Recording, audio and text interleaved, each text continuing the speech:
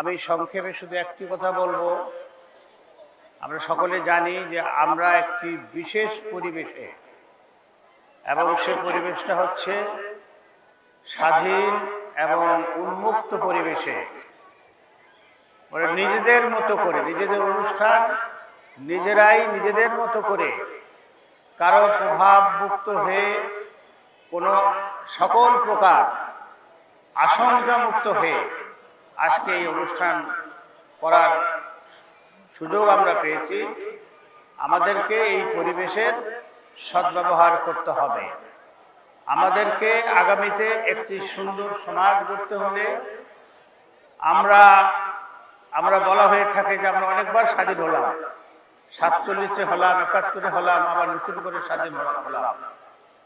প্রত্যেকবার আমাদের যে আকাঙ্ক্ষা ছিল, সেই জন আকাঙ্ক্ষা কখনোই হয়নি পরিপূর্ণরূপে। এবারে যে আকাঙ্ক্ষা নিয়ে আমাদের ছাত্র জনতা তাদের প্রাণ বিসর্জন দিয়েছে, ত্যাগ প্রতীক্ষা করেছে, সেটাকে ফলপ্রসূ করতে হলে এই স্বাধীন এবং উন্মুক্ত পরিবেশকে ব্যবহার করতে হবে। এবং এই ক্ষেত্রে সবচেয়ে বেশি ভূমিকা পালন করতে পারে আমাদের শিক্ষা প্রতিষ্ঠানগুলো।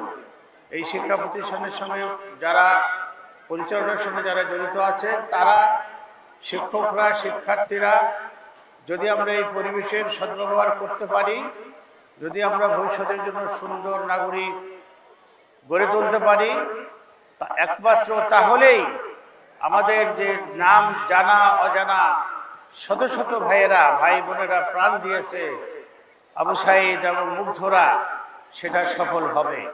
আমি সকলকে আহ্বান জানিয়ে আমার এই সংক্ষিপ্ত বক্তব্য এখানেই শেষ করছি।